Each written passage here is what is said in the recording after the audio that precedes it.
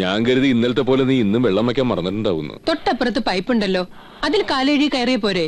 ചില ശീലങ്ങളൊന്നും മരിക്കുന്നത് വരെ മാറ്റാൻ പറ്റില്ല മോളെ. ശരിയാ, കടം വാങ്ങിട്ട് കൊടുക്കാനുള്ളവരെ കാണുമ്പോ മുങ്ങി നടക്കണ ശീലേ ഒരു കാലത്തും മാറ്റാൻ പറ്റില്ല. നോക്കണ്ട, എന്നോട് സുരേഷ് തന്നെയാ പറഞ്ഞത്. എന്റെ ദൈവമേ, ആകെ കൂടി അവന്റെ കയ്യിൽ നിന്ന് മേടിച്ചിട്ടുള്ള ഒരു 3000 രൂപ, അതിന് 30,000 രൂപയുടെ നോട്ടീസ് ഓടിച്ചു കഴിഞ്ഞു. അടുത്ത മാസം കുറി വിളിക്കുന്ന ആൾക്ക് കൊടുക്കാനുള്ള കാശ് എന്റെ ഉണ്ട്. വേണേ കടം വീട്ടിക്കോ, തിരിച്ചു തന്നാ മതി. വേണ്ടേ, അത് ഭവതി എന്നെ വെച്ചോണ്ടാ മതി. എന്നാ എന്റെ കയ്യിൽ നിന്ന് ചോദിക്കാൻ വാ, അപ്പ കാണാം. ഓടി കിടന്നു. പ്രഭേ, ഓ നിന്നോട് ഗോമതിക്ക് എന്തോ പറയണോന്ന്. വല്യമ്മായിക്ക് എന്നോട് എന്തെങ്കിലും പറയാൻ അമ്മയുടെ സപ്പോർട്ട് എന്തിനാ? എന്താ വല്യമ്മായി? കാശിന്റെ കാര്യോ? അല്ലെങ്കിൽ ഇങ്ങനെ ഒരു ഇൻട്രൊഡക്ഷൻ ഉണ്ടാവില്ല.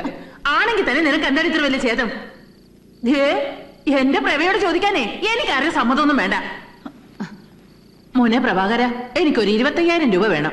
25,000 രൂപയോ? ആ, എന്റെ അനിയത്തി ഭാനുമതിയില്ലേ, അവളുടെ മോക്കൊരു കല്യാണാലോചന. അതിനവൾക്ക് വയസ്സ് 17 കഴിഞ്ഞല്ലേ ഉള്ളൂ. ആണെങ്കിൽ എന്താ, വയസ്സ് അറിയിച്ചിട്ട് 4-5 വർഷമായില്ലേ. ഒന്നും പറയണ്ട എന്റെ പ്രഭേ.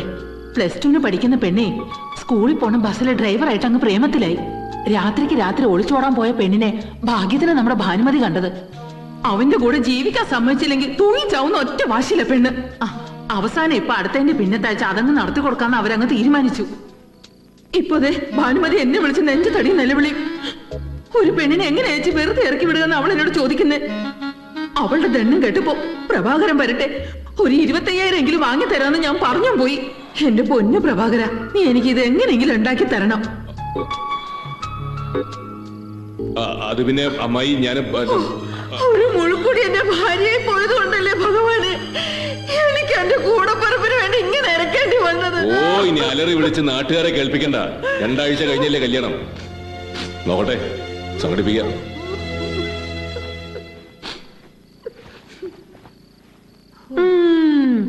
വല്യമ്മായി വെറും ഗോമതി അല്ല കേട്ടോ, KPSC ഗോമതിയാ. സമ്മതിച്ചു. ഇവനിത് എവിടെ പോയി കിടക്കുന്നു?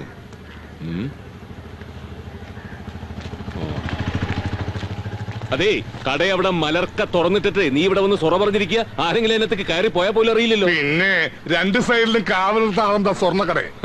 സ്വർണത്തേക്കാ വിലയുള്ളതാണ് അതിനകത്തുള്ളത്. അതെന്താണെന്ന് അറിയണമെങ്കിലേ ആദ്യം നീ അക്ഷരങ്ങളുടെ മൂല്യം എന്താണെന്ന് അറിയണം. മഹാത്മാവ് ആരായിരുന്നു?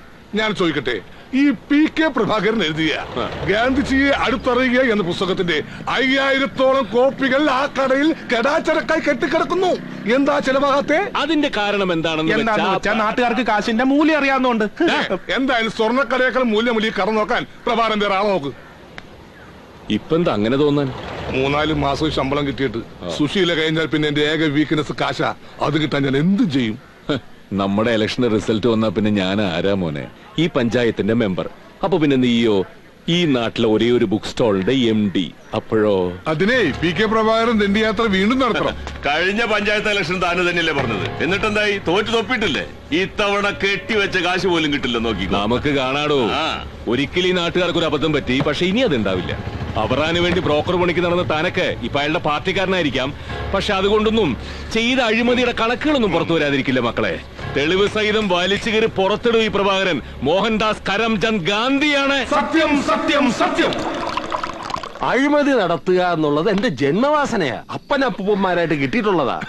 ജനകീയ ആസൂത്രണം, റോഡ് വികസനം, മണല് വാരല്, അങ്ങനെ ഓരോ കാരണങ്ങൾ പറഞ്ഞ് നമ്മുടെ പെട്ടിയിൽ 4 പുത്തം വീഴ്ത്തുമ്പോ എന്റെ പെരുവരലിൽ നിന്നൊരു തരിപ്പ് അങ്ങോട്ട് കേറും. എന്റെ വരദാസ, ആ തരിപ്പിന്റെ സുഖം എനിക്ക് വേറെ ഒന്നും കിട്ടിയിട്ടില്ല. നമ്മുടെ മേനോൻ സാർ ഇന്നലെയും വിളിച്ചിരുന്നു. ആ കോൾപ്പാടം നികത്തി കിട്ടിയ അവിടെ മാലതി സിറ്റി എന്ന പേരിൽ ഒരു വലിയ റെസിഡൻഷ്യൽ വില്ലേജ് ഉണ്ടാക്കാനാ പുള്ളിയുടെ പരിപാടി. എല്ലാ വില്ലകളും NRIസിന് മാത്രം. School, hospital, medical college, super market എല്ലാം അതിനകത്ത് തന്നെ. ഒന്നിനും പുറത്തേക്ക് വരണ്ട. എന്നാ പിന്നെ പഞ്ചായത്ത് ഓഫീസും പോലീസ് സ്റ്റേഷനും കോടതിയും സെക്രട്ടേറിയറ്റും ഒക്കെ അതിനകത്താക്കാം. മാലതി സിറ്റി എന്നുള്ളതിന് പകരം മാലതി സംസ്ഥാനം എന്ന് പേരും വെക്കാം. ഇതൊന്നും നടക്കുന്ന കാര്യമല്ലേ ഇളയപ്പാ? പണ്ട് 100 പറ കണ്ടം നികത്തി നമ്മൾ തെങ്ങൻ തൈ നടാൻ തുടങ്ങിയപ്പോ അവൻ നടത്തിയ സമരം ഓർമ്മയുണ്ടല്ലോ. അപ്പൊ അവനെ കള്ളക്കേസ് ഉണ്ടാക്കി പിടിച്ചകത്താക്കി. എന്നിട്ട് ആ ഗ്യാപ്പില് നമ്മൾ പാടം മുറിച്ച് വിൽക്കുകയും ചെയ്തു. ഇനി ഇത്തരം കളികളൊന്നും അവന്റെ അടുത്ത് നടപ്പില്ല. ഈ കുന്നും പുഴയും പാടുന്ന കേൾക്കുമ്പോ അവനെന്തിനാ ഹാലടക്കുന്നത്? അവന് കുടുംബസ്വത്തൊന്നല്ലല്ലോ. അവനെ പോലുള്ള ചിലർ സമരം ചെയ്യുന്നത് കൊണ്ടാ ഈ കുന്നും പുഴയും പാടവും ഒക്കെ ഇങ്ങനെയെങ്കിലും നിൽക്കുന്നത്. അല്ലെങ്കിൽ 3500 ഏക്കറുള്ള ഈ തോന്നൂർക്കര പഞ്ചായത്തിന്റെ മുകളിലുള്ള ആകാശം പോലും നമ്മൾ വിറ്റ് കാശാക്കിയനെ. നിർത്തണ ചാണ്ടി, നീ അന്നമ്മയുടെ ആവോലിയും അവറാന്റെ സ്കോച്ചും മെഴുകിയിട്ട് അവന്റെ മഹത്വം വിസ്തരിക്കണ്ട. അയ്യോ ഇളയപ്പ, മറ്റൊന്നും തോന്നരുത്. 2 എണ്ണം ഉള്ളിൽ ചെന്നാ ഞാൻ ഉള്ള സത്യം പറഞ്ഞു. ജന്മവാസനയാ, അപ്പനപ്പൊപ്പന്മാരായിട്ട് കിട്ടിയതാ. അവൻ ജയിച്ചു വന്ന ആകെ പ്രശ്നമാവും. നമ്മുടെ പരിപാടികളെല്ലാം കുഴപ്പത്തിലാവും. അതെ, അവൻ കുഴപ്പത്തിലാക്കും. നീ ഇങ്ങനെ എഴുതിയിൽ എണ്ണ ഒഴിക്കാതെ എന്തെങ്കിലും വഴി പറഞ്ഞാ ചാണ്ടി. ഒരു വഴിയുണ്ട്. എന്താണ്? അവനൊരു ഗാന്ധിയനായതുകൊണ്ട് നമ്മളൊരു ഗോഡ്സെ പകരം ഇറക്കുന്നു. അതാരാള്? ഏത് വാർഡിലെ? 3ാമത്തെ വാർഡിലെ. 3ാമത്തെ അവറാച്ച സമാധാനിക്ക്. ശാന്തി പറഞ്ഞതിനാണ് ഐഡിയ. അങ്ങനെ പറഞ്ഞു കൊടുക്കും ഭരത. ബാക്കി നോക്ക്, പെട്ടെന്ന് തീർക്കാം. ഒഴിക്കുദാസ. 3ാമത്തെ വാർഡിലൊരു പണിക്കരാണല്ലോ ഈ ഗോഡ്സ്. അതേത്? ദേ, പ്രബേട്ടനോടൊന്ന് എന്റെ കൂടെ കാടാമ്പുഴ വരെ വരാൻ അമ്മ പറയണോട്ടോ. മുട്ടർക്കാൻ തന്നെ നേർച്ചയുള്ളതാ. പിന്നെ നിന്റെ നേർച്ചയില്ലെങ്കിലും പ്രഭാകരൻ ജയിക്കും. അത്ര നേർമയുള്ള മനസ്സാവന്റെ. പ്രബേട്ടന്റെ കല്യാണം കഴിഞ്ഞാൽ ഇത് തന്നെ പറയണം. ആന്താടി നീ അങ്ങനെ പറഞ്ഞേ? അമ്മായിക്കും അമ്മായിയുടെ കുടുംബക്കാർക്കുവേ ഇപ്പൊ തരണ പോലെ വാരിക്കോരി തരാൻ പ്രബേട്ടന്റെ പെണ്ണ് സമ്മതിക്കില്ല. അതന്നെ. എനിക്ക് പ്രഭാകരൻ എന്തെങ്കിലും തരണുണ്ടെങ്കിലേ അത് ഞാൻ അവന്റെ സ്വന്തം അമ്മായി ആയതുകൊണ്ടാ, അല്ലാതെ നിന്നെ പോലെ മതി മതി, വർത്താനം തുടങ്ങി അപ്പൊ കീരിയും ബാമ്പും അവർ രണ്ടാളും. അല്ലെങ്കിലും നിങ്ങൾ രണ്ടാളും എപ്പോഴും ഒറ്റക്കെട്ടാണല്ലോ.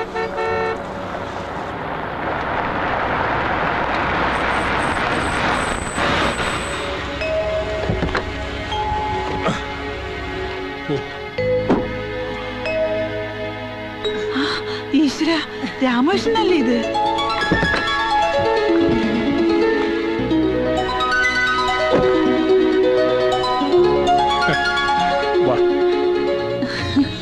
എന്റെ രാമകൃഷ്ണ, ചെറിയ മോനാടി ബോംബെന്ന്. ഇന്നലെ കൂടി നിന്റെ കാര്യം പറഞ്ഞേ ഉള്ളൂ. അല്ല, നിന്റെ കോല ആകെ അങ്ങ് മാറിയല്ലോ രാമകൃഷ്ണ. ഇപ്പൊ കണ്ട ശരിക്കും ഒരു ഹിന്ദിക്കാരൻ മാതിരി. എന്താ മനസ്സിലാവാണ്ട്? സരോമയല്ലേ? ഓർമ്മയുണ്ടല്ലേ? വലിയ പെണ്ണായി. ഞാൻ എത്ര ചെറുപ്പത്തിൽ കണ്ടതാ. മിഴിച്ചു നിൽക്കാണ്ട് ചെന്ന് ചായക്ക് വെള്ളം വെക്ക്. വാ വാ മോളെ. ദേ, ഒന്ന് വേഗം എഴുന്നേറ്റ്. ഒന്ന് എഴുന്നേറ്റ്. മതി കൊണ്ടുവരുന്ന സേവയൊക്കെ ഒന്ന് എഴുന്നേറ്റ്. ചേച്ചിയുടെ മകൻ നാട്ടിൽ വലിയ പൊതുപ്രവർത്തനാണല്ലേ? നാട്ടുകാരെ എടുത്തോണ്ട് നടക്കണ കണ്ടു. ഈശ്വര, അവൻ ജയിച്ചിട്ടുണ്ടാവും. ഈ വാർഡിലെ മെമ്പർ അവൻ. ഗോമതിയേട്ടത്തേക്ക് സുഖല്ലേ?